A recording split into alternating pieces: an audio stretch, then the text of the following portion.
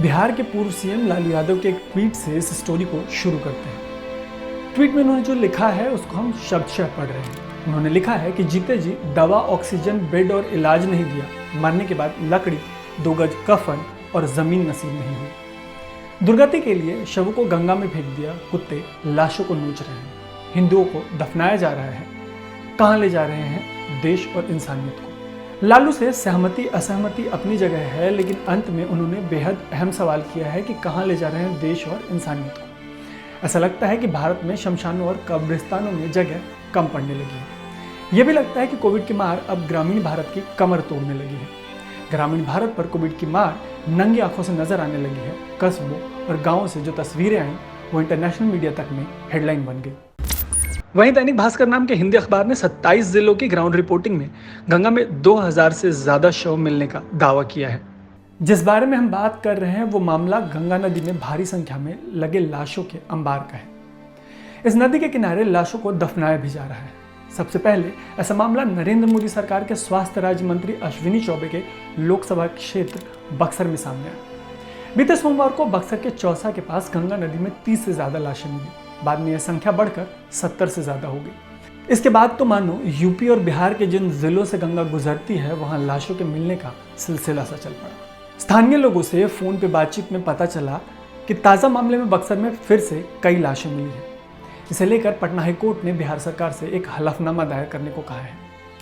हलफनामा अपनी जगह है, लेकिन स्थानीय लोगों का कहना है कि जिला प्रशासन मामले को दबाना चाहता है। एक स्थानीय व्यक्ति ने जो बात कही वो सुनिए।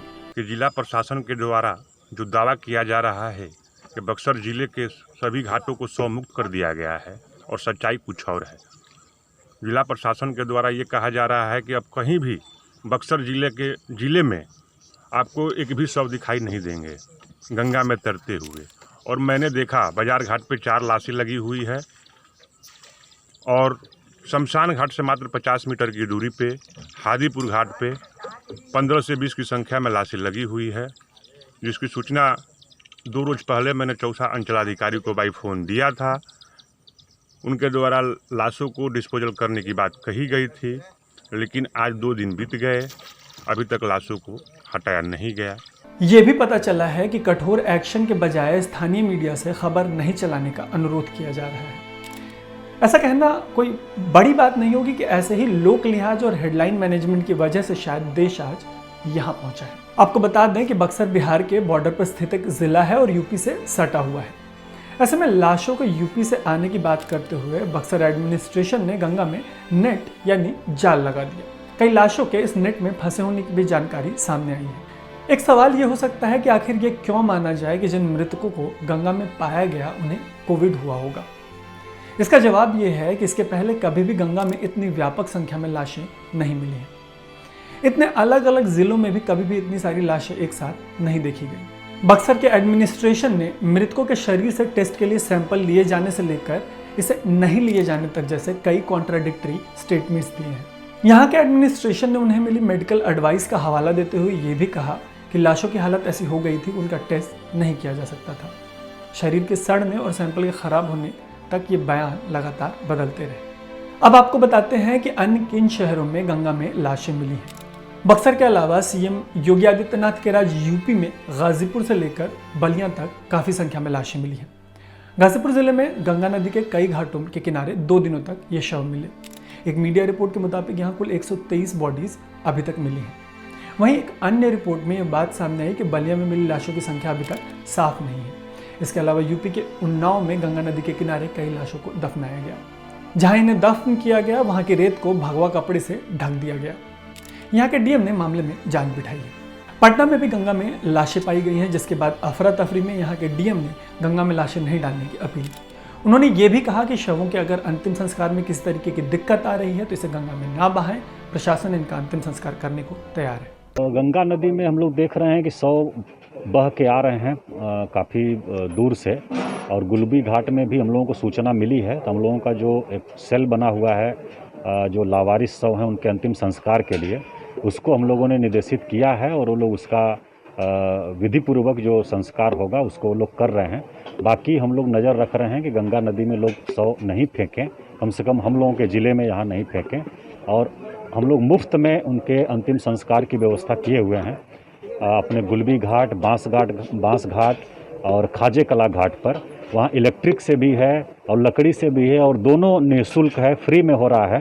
तो कहीं इधर उधर शव को नहीं फेंकें और हम लोगों को सूचना मात्र दे दें। अगर नहीं भी लाना चाह रहे हो तो हमारा सेल बना हुआ, उसको ला करके विधि पूर्वक हम लोग उनका जो है अंतिम संस्कार करेंगे। इस बीच मध्य प्रदेश के पन्ना में भी रुंजी नदी में आधा दर्जन के करीब लाशें मिली। एक मीडिया रिपोर्ट के मुताबिक यहाँ के ग्रामीणों का कहना है कि यहाँ कम से कम 6 लाशें दिखाई दी। उन्होंने आशंका जताई कि पानी के अंदर और भी लाशें हो सकती हैं। इतनी भारी संख्या में लाशों के नदियों में मिलने का ये सिलसिला सोमवार को शुरू हुआ था और ये थमने का नाम नहीं ले रहा है। अब बात करते हैं इससे जुड़ी सरकारी और एडमिनिस्ट्रेटिव रिएक्शन की। बिहार के जल संसाधन मंत्री संजय झा का कहना है कि बिहार में शवों को नदी में प्रवाहित करने की कोई प्रथा नहीं है। हालांकि वो इस मामले में पूरी तरीके से सही नहीं है, क्योंकि गंगा में लाशों के दिखने का यह पहला मामला नहीं है। जिन इलाकों में गंगा में लाशें दिखाई दी हैं, वहाँ गंगा में जल प्रवाह होता है। एक्सीडेंटल डेथ, सांप काटने से लेकर गरीबी तक जैसे ऐसे कई कारण होते हैं जिनकी वजह से लाशों को गंगा नदी में बहा दिया जाता है। नदियों में मिल रही लाशों के पीछे का कारण कोविड से लेकर गरीबी, लाश जलाने के लिए लकड़ियों की कमी, कोविड को लेकर जागरूकता की कमी को भी माना जा रहा है। ऐसा कहा जा रहा है कि लोक लाज, बदनामी और भेदभाव के डर से भी लोग लाशों को नदी में बहा दे रहे हैं। संजय झा ने केंद्रीय जल शक्ति मंत्री गजेंद्र शेखावत को ट्विटर पर टैग करते हुए लिखा, बिहार की सीमा के पास चौसा में गंगा में जिस तरह के दर्जनों शव तैरते मिले वह अमानवीय है और मां गंगा का अपमान है। आपको निश्चित ही देखना चाहिए कि शव कहां से आए। उन्होंने घटना से सीएम नीतीश कुमार के आहत होने की भी बात कही और ये भी बताया कि जांच में पता चला है कि ये शव कम से कम 3 से 4 दिन पुराने हैं। वहीं यूपी के पूर्व सीएम अखिलेश यादव ने मामले में सीएम योगी आदित्यनाथ को जिम्मेदार ठहराने की बात कही है।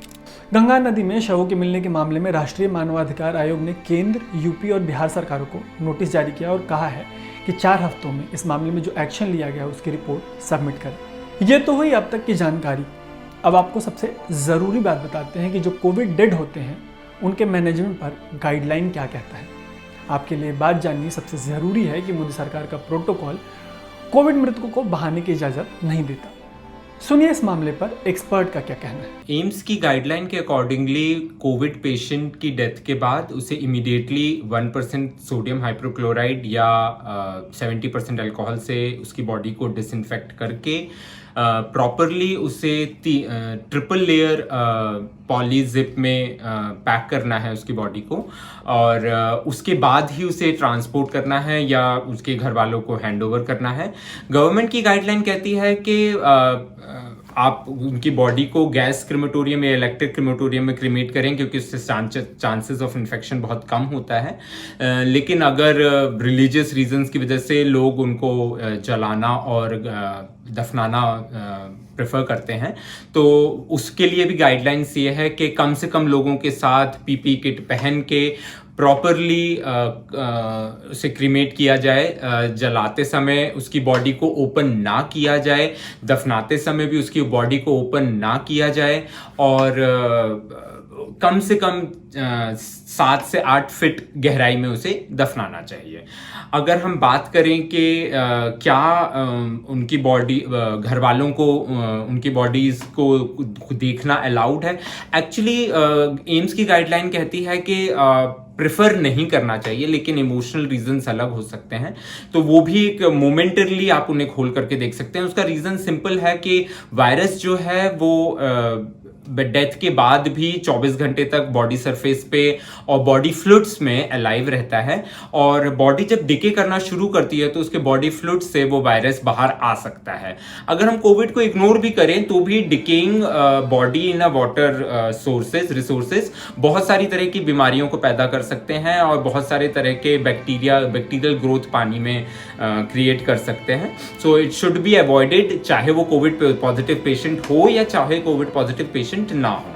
हमें इस बात का तहे दिल से खेद है कि पिछले 1-1.5 महीने से ज़्यादा समय से हम आपको ऐसी डिप्रेसिंग खबरें दिखा रहे हैं, लेकिन एक सच ये है कि यही जानकारी अभी के दौर की सच्चाई है। अगर आपको हमारी इस कवरेज से आपके काम की जानकारी मिली हो तो प्लीज़ हमसे जुड़े।